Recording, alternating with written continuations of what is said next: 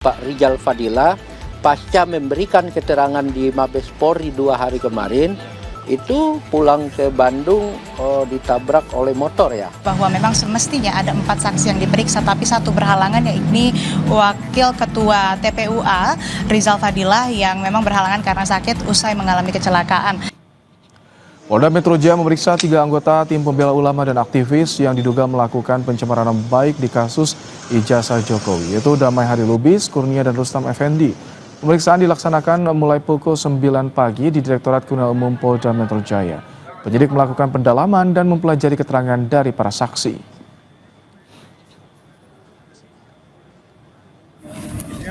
Selain 3 orang pengurus dari tim pembela ulama dan aktivis TPUA, penyidik dari Polda Metro Jaya juga telah menjadwalkan pemeriksaan Wakil Ketua TPUA Rizal Fadila. Namun Rizal Fadila tak hadir di pemeriksaan ini. Juru bicara TPUA Rahmat Himran bilang Rizal Fadila mengalami kecelakaan sehingga berhalangan hadir untuk memenuhi panggilan polisi.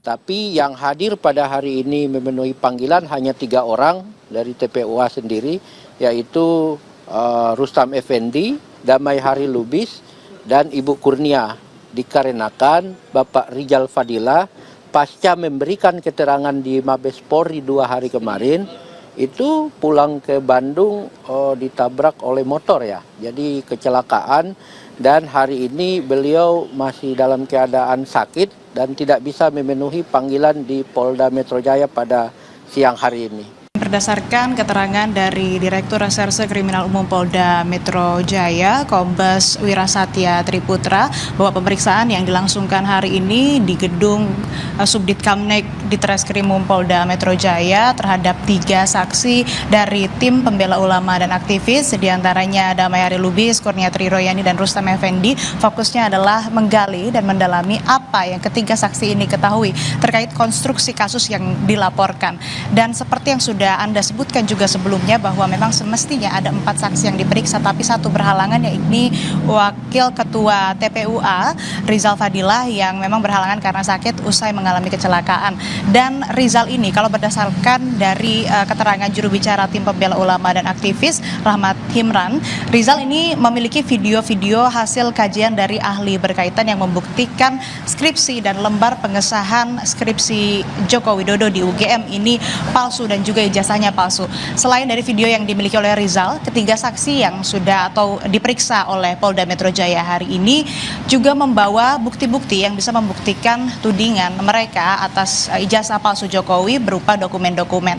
Nah, kalau kita melihat lagi dari laporan yang dilakukan oleh Joko Widodo ke Polda Metro Jaya pada 30 April, ada 5 orang yang dilaporkan, diantaranya Roy Suryo, Rismon Sianipar, Fauzia Tiasuma, kemudian sosok berinisial ES dan K, yang mana ini dilaporkan atas dugaan pencemaran nama baik dan fitnah terhadap Jokowi yang memiliki ijazah palsu. Nah, kalau kita melihat ini ada 5 terlapor, artinya penyidik Polda Metro Jaya juga tentunya akan turut memeriksa kelima terlapor ini. Memang belum ada informasi lebih lanjut kapan pemeriksaan akan dilakukan atau saksi siapa lagi yang nantinya akan dipanggil ke Polda Metro Jaya. Karena kalau kita melihat kasusnya tentu saja nanti pelapor maupun juga terlapor akan diperiksa oleh penyidik. Kalau pelapor Joko Widodo juga saat melaporkan ke Polda ini sudah langsung dimintai keterangan oleh penyidik. Ada 35 pertanyaan yang dilayangkan terhadap Joko Widodo, dan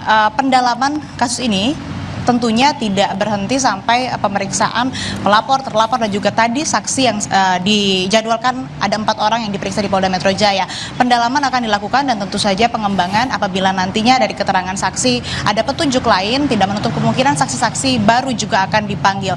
Dan kalau dari pelaporan yang dilakukan oleh Joko Widodo, 5 orang tersebut yang sudah saya sebutkan tadi ini dijerat menggunakan undang-undang ITE, yakni di pasal 27A dan pasal 32 serta pasal 35 UU ITE serta pasal 310 KUHP tentang pencemaran nama baik dan pasal 311 KUHP tentang fitnah. Sehingga untuk saat ini pemeriksaan terhadap ketiga tengah dilakukan oleh Polda Metro Jaya. Satu yang memang seharusnya dijadwalkan hari ini, tentu saja ini akan dijadwalkan ulang, serta untuk pihak terlapornya juga nanti akan akan diperiksa oleh penyidik Polda Metro Jaya, dan tentunya dari hasil pemeriksaan dan keterangan para saksi ini akan memberikan petunjuk kepada penyidik untuk kemudian mendalami dan mengembangkan kasus ini lebih jelas lagi.